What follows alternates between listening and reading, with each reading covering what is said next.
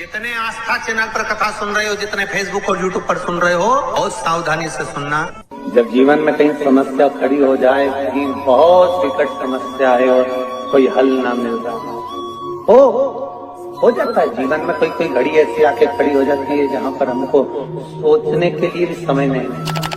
तब शिव महापुराण की कथा वर्णन करती है, शुक्रवार के दिन अगर शंकर के मंदिर में जल चढ़ाया जाए तो नारी का अखंड सौभाग्य होता है। शिव कथा कहती है, नारी की जिंदगी में जब कोई विषम परिस्थिति आ जाती है, एक नारी शुक्रवार के दिन बेलपत्री के वृक्ष के नीचे बैठकर घृत का दिया लगाकर शरीर में जो रोग है उसका स्मरण कर कर शंकर जी से विनय कर कर, हे भोलेनाथ, आपने शुक्र देवता को संजीवनी मंत्र दिया है, तो क्या आप मेरे को वो मंत्र प्रदान नहीं करोगे? मेरे रोग, मेरी बीमारी, मेरे दुख को आप नहीं हरोगे?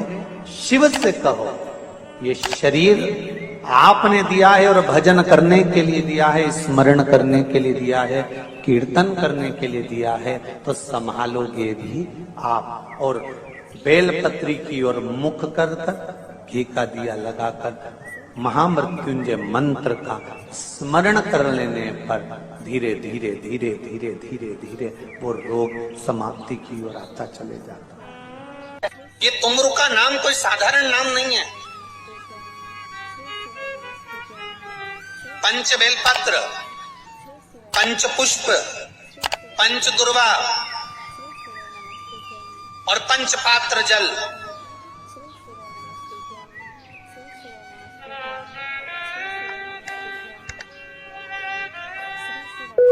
पांच पुष्प, पांच बेलपत्र, पांच दुर्वा और पांच पात्र, मतलब 5 लोटा जम के बोलो जल। ये कोई साधारण नहीं। पंच बेलपत्र के साथ, पंच पुष्प के साथ, पंच दुर्वा के साथ, पंच पात्र जल के साथ, ये सहजता नहीं है। बहुत ध्यान दीजिएगा। बहुत जिन जिन बच्चों के विवाह में देरी हो रही हो, बेटा बेटी के विवाह में देरी हो रही हो, या सफेद आंकड़े की जड़ तुमरुका जी के नाम से बांधने के बाद भी गर्भ नहीं ठहर रहा, तो ये नंदीश्वर शिव महापुराण की कथा खगड़िया में जो चल रही है बिहार में, इसके आज शुरू के दिन की कथा का स्मरण करिएगा। 5 बेलपत्र, 5 दुर्वा, 5 पुष्प और 5 लोटा जल। सोमवार के दिन शिव जी के मंदिर में प्रातः के समय पर बाबा को 1 बेलपत्र, 1 दुर्वा, 1 पुष्प, 1 लोटा जल समर्पित कर कर थोड़ी देर रोककर श्री शिवाय नमस्तुभ्यम या पंचाक्षर मंत्र ओम नमः शिवाय स्मरण कर कर, महामृत्युंजय मंत्र का स्मरण कर कर, फिर बेलपत्र, फिर दुर्वा, फिर पुष्प, फिर जल, ऐसा 5 पंच बेलपत्र, पंच दुर्वा, पंच पुष्प, पंच पात्र जल तुमरुका जी का नाम लेकर समर्पित कर कर उस जल का आचमन करिए। 5 सोमवार या 7 सोमवार करिए, बाबा गर्भ अवश्य ठहराएगा और संतान अवश्य हो। तुमरुका जी के नाम का स्मरण ही जीव का आनंद दे जाता। बोल तुमरुकेश्वर महादेव की, नंदीश्वर महादेव की। शिवाय नमस्तुभ्यम। एक प्रश्न आपके भीतर, शिव महापुराण की कथा कहती है, विद्येश्वर संहिता कहती है कि 1 लोटा जल जब हम महादेव को चढ़ाते हैं, शिव जी को समर्पित करते हैं, तो उसमें से 1 अंश पितरों के पास चले गया, 1 अंश पूर्वजों के पास चले गया, 1 अंश वास्तुशास्त्र के वास्तु के देवता के पास चले गया, 1 अंश नारायण के पास चले गया, 1 अंश ब्रह्मा जी के पास चले गया, 1 अंश इंद्र के पास चले गया। विद्येश्वर संहिता कहती है कि शंकर जी पर समर्पित जल के 33 कोटि देवी देवताओं के हिस्से हो जाते हैं केवल 1 लोटे जल में से, 1 लोटा जल में से। 33 कोटि देवताओं के हिस्से हो जाते हैं 1 लोटा जल में से। अब आपसे प्रश्न ये है, जब से शिव महापुराण की कथा टीवी पर चालू हुई, जब से शिव महापुराण की कथा भारत के लोगों ने, विश्व के लोगों ने सुनना प्रारंभ करा, जब से शिव महापुराण की कथा लोग श्रवण करना प्रारंभ करे, सुनना प्रारंभ करे, तब से आज तक, और उसके पहले का समय निकाल कर देखना, पहले जब आप किसी को पत्रिका दिखाते थे, हाथ दिखाते थे, तो लोग कहते थे कि पितृदोष है। बोलते थे कि नहीं बोलते थे? लोग कहते थे वास्तु दोष है, लोग कहते थे काल सर्प दोष है, इसका पूजन कराओ, पितृदोष का पूजन कराओ, काल सर्प दोष का पूजन कराओ, वास्तु दोष को सही कराओ। जब से शंकर को तुमने एक लोटा जल चढ़ाना प्रारंभ करा और दुनिया के लोगों ने शिव को मानना प्रारंभ करा, उसके बाद तुमने बहुत कम मात्रा में सुना होगा कि कोई कहता होगा कि पितृदोष है, कि वास्तु दोष है, कि काल सर्प दोष है, क्योंकि सारी समस्या का हल एक लोटा जल। जब हम शिव जी को जल चढ़ाते हैं तो हमारा पितृदोष, हमारा वास्तु दोष, हमारा काल सर्प दोष, ये सब शिव मंदिर में चढ़ी हुई बेलपत्र आप अगर उठाकर ला रहे हो, निर्माल्य उठाकर ला रहे हो, तो शंकर भगवान से बेलपत्र लाते समय आपको उठाने से पहले शिव जी के सामने हाथ जोड़कर, हाथ पसार कर कहना पड़ेगा, बाबा मुझे ये रोग है, इस रोग के लिए मुझे औषधि के रूप में पात्र में जल और दूध ले लीजिए, शुक्रवार का दिन। तो कहोगे गुरुजी ये कथा कहां से निकाल के लाए हो? तो विष्णु पुराण में से आप उसको स्मरण कर सकते, कहने से विष्णु। एक पात्र में देसी गाय का दूध, जल उसमें रखकर, और आपके यहाँ अगर लड्डू गोपाल हो, यदि आपके घर में ठाकुर जी हो, लड्डू गोपाल हो, विष्णु जी का कोई स्वरूप हो, श्री हरि का कोई स्वरूप हो, तो उस पर शुक्रवार के दिन आप संध्या के समय पर दुर्वा डालकर, उस दुर्वा से अगर लक्ष्मी जी के नामों का 108 बार उच्चारण कर कर, घी का दिया लगाकर, कैसर के चावल साथ में रखकर, केवल उस जल का और दूध का मात्र छींटा देते हो, तो उसके घर में कभी लक्ष्मी की कमी नहीं आ सकती, संपदा बढ़ती चली जाती है। 108 बार लक्ष्मी के नाम का मात्र उच्चारण कर लेने पर, भगवान विष्णु के चरणारविंद पर, भगवान विष्णु के चरणों पर केवल उस दुर्वा का, जल का, दूध का सिंचन कर देने से भी लक्ष्मी की भक्ति है। अगर कोई काम अटक रहा है, नहीं हो रहा, बहुत प्रयास करा, तो भगवान शंकर के मंदिर में 5 बेलपत्र चढ़ाइए, और शंकर भगवान की जो छोटी लड़की है अशोक सुंदरी, आपको बताया था ना अशोक सुंदरी का स्थान, भगवान शंकर की 6 लड़कियां हैं, उसमें से सबसे छोटी लड़की अशोक सुंदरी की जगह पर एक बेलपत्र चढ़ाइए। फिर एक बेलपत्र नंदीकेश्वर पर चढ़ाइए, और नंदीकेश्वर पर चढ़ाने के बाद भगवान शंकर के मंदिर के बाहर चौखट पर दिया लगा दीजिए साइड में, और फिर अपने घर पर आ जाइए, आपका कार्य सफल होना प्रारंभ हो जाएगा। नंदीकेश्वर। जब दुनिया के लोगों के पास में सुख आ जाता है तब भगवान मुझे सुख देता है, जब दुनिया का भला हो जाता है तब मेरा भला होता है। भगवान मेरी सुनता नहीं, सब राहें बंद है मेरी, कोई रास्ता सूझ ही नहीं रहा। अगर मौका मिल जाए, एक बेलपत्र, एक बेलपत्र, एक धतूरा, धतूरा जानते हो? अरे बोलो तो जम के, जानते हो ना? एक बेलपत्र, एक धतूरा, एक शमी पत्र, अगर मौका मिल जाए, एक बेलपत्र, एक बेलपत्र, एक धतूरा, धतूरा जानते हो? अरे बोलो तो जम के, जानते हो ना? एक बेलपत्र, एक धतूरा, एक शमी पत्र। कुछ ना कुछ टेंशन मेरी जिंदगी में है, तो कभी मौका मिल जाए, जिस दिन तुम्हारे हाथ में ये सभी चीजें हों, बेलपत्र, धतूरा, पुष्प, शमी पत्र, चावल का एक दाना, ये सब तुम्हारे हाथ में हो। शमी पत्र कितना? एक बेलपत्र, एक धतूरा, एक शमी पत्र, और एक सफेद पुष्प,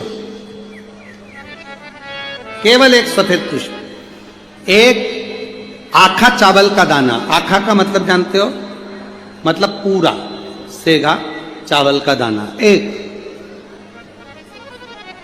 एक चावल का दाना, एक सफेद पुष्प, एक धतूरा, एक बेलपत्र, ये सब हाथ में लेकर अगर तुमको ऐसा लगता है कि आपको ऐसा महसूस होता है कि मेरी सारी राहें बंद पड़ी हुई है और मैं जिस काम में हाथ डालता हूं वो काम आज होता ही नहीं, दिन लग जाते हैं। जब दुनिया के लोगों के पास में सुख आ जाता है तब भगवान मुझे सुख देता है, जब दुनिया का भला हो जाता है तब मेरा भला होता है।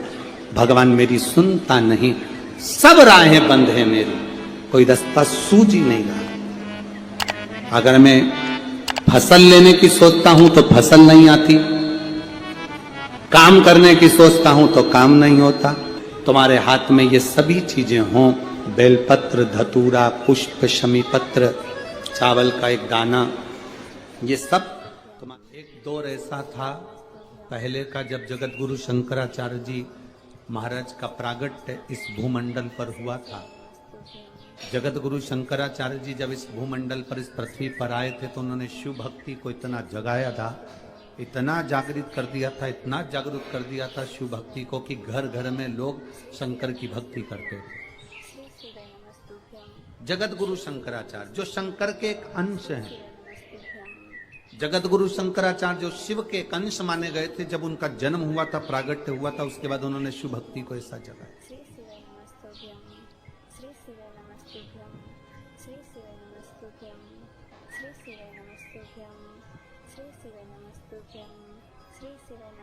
और जगत गुरु शंकराचार्य ने उस समय पर भगवान शंकर की भक्ति को घर घर तक पहुंचाया था। ऐसा कोई नगर नहीं, ऐसा कोई गांव नहीं, ऐसा कोई शहर नहीं, ऐसा कोई महल नहीं जिसमें शंकर का शिवलिंग नहीं था और शंकर की भक्ति नहीं थी। सब शिव की भक्ति करते।